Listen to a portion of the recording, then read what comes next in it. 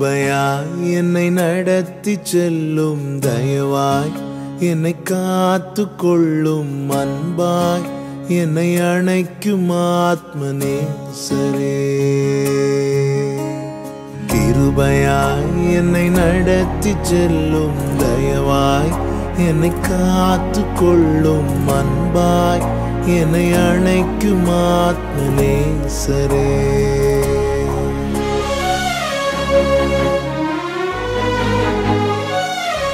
இன்றைய வாக்குத்தத்த வசனம். இயேசு கிறிஸ்துவின் இனிய நாமத்தினாலே உங்களை வாழ்த்துகிறேன். இந்த நிகழ்ச்சியின் மூலமாய் உங்களை சந்திக்க தேவன் பாராட்டின கிருபைகளுக்காக ஆண்டவரை ஸ்தோத்திரிக்கிறேன். இந்த நாள் தியானத்திற்காக ஒரு வார்த்தை உங்களுக்கு முன்பாக வைக்கிறேன். ஏசாயா தீர்க்கதரிசன புஸ்தகம் 37வது அதிகாரம் 14-15 வசனங்கள். எசேக்கியா ஸ்தானாபதிகளின் கையில் இருந்த நிருபத்தை வாங்கி வாசித்தான். பின்பு எசேக்கியா கர்த்தருடைய ஆலயத்திற்கு போய் அதை கர்த்தருக்கு முன்பாக விரித்து கர்த்தரை நோக்கி. சனகரிப் அசீரிய ராஜா எசேக்கியாவுக்கு விரோதமாய் பேசின வார்த்தைகள், எசேக்கியாவுக்கு விரோதமாய் யுத்தம் பண்ண போகிற காரியங்களை எல்லாம் ஒரு நிருபத்தில் எழுதி ஸ்தானாபதிகளின் கையில் கொடுத்து விடுகிறான். அந்த நிருபம் எசேக்கியா ராஜாவின் கையிலே கொடுக்கப்பட்ட போது எசேக்கியா ராஜா செய்த காரியங்கள் தான் இதில் சொல்லப்பட்டிருக்கிறது. எசேக்கியா ராஜா 3 காரியங்களை செய்கிறார். 1, கர்த்தருடைய ஆலயத்துக்கு போகிறார். 2, அந்த நிருபத்தை கர்த்தருக்கு முன்பாக விரித்து வைக்கிறார். 3, கர்த்தரை நோக்கி பார்க்கிறார். கர்த்தருடைய பரிசுத்த நாமத்திற்கு மகிமை உண்டாவதாக. எல்லா பிரச்சனைகளுக்கும் பரிகாரம் ஒரே ஒரு இடத்தில் மட்டும்தான் உண்டு. நம் ஆண்டவராகிய இயேசு கிறிஸ்துவனிடத்தில் மட்டுமே உண்டு. எசேக்கியா இப்படிப்பட்ட ஒரு கடினமான வார்த்தைகள் கேட்டபோது வேறு எதை குறித்தும் எசேக்கியா ராஜா யோசிக்கவில்லை.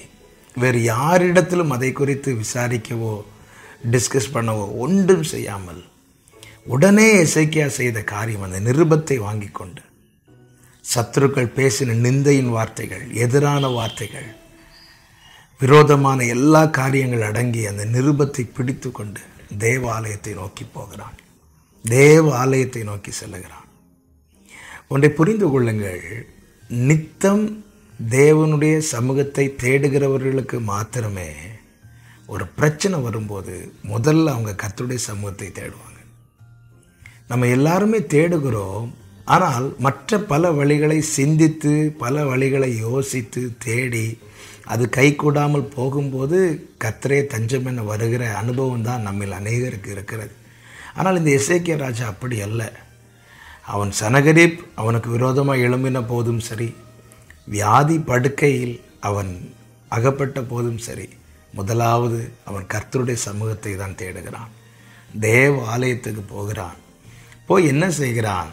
அந்த ஸ்தானாபதிகள் மூலமாக எசேக்கியாவுக்கு கொடுக்கப்பட்ட அந்த நிருபத்தை அவன் தேவனுக்கு முன்பாக திறக்கிறான். தேவனுக்கு முன்பாக திறக்கிறான். நான் இதை ஆவிக்குரிய கண்ணோட்டத்தோடு சொல்லுகிறேன்.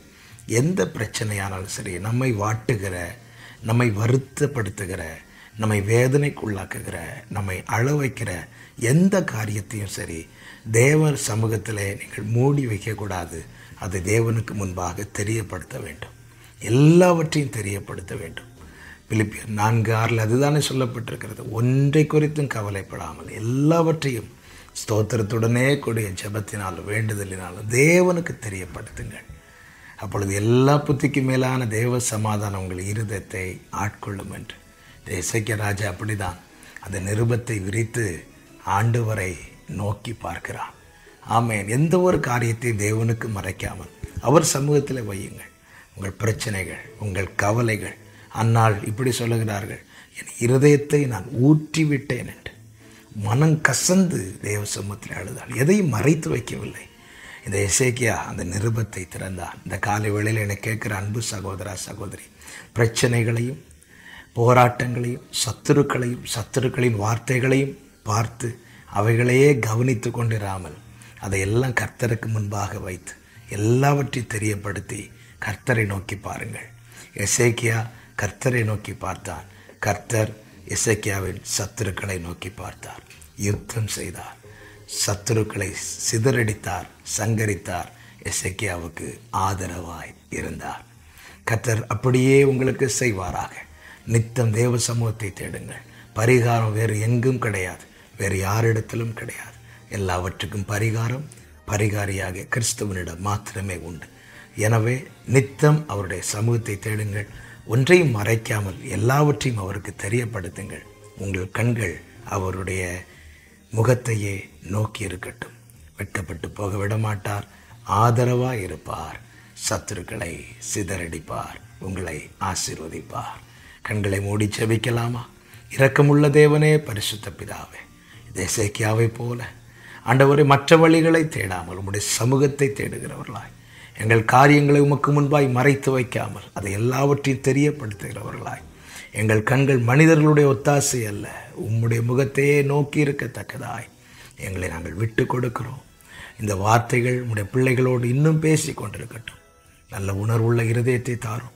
உம்முடைய பிள்ளைகளை கலங்கடிக்கிற, உம்முடைய பிள்ளைகளை வேதனைக்குள்ளாக்குகிற எல்லா காரியங்கள் எதுவாக இருந்தாலும் கர்த்தாவே, நீர் அதை பார்த்து கொள்ளும். நீர் எங்களுக்கு யுத்தம் பண்ணுகிறவர் அல்லவா? ஆதரவாயிரும். உடைய பிள்ளைகளை ஆசீர்வதியும். இயேசு கிறிஸ்துவின் நாமத்தில் பிதாவே, ஆமென், ஆமென். God bless you.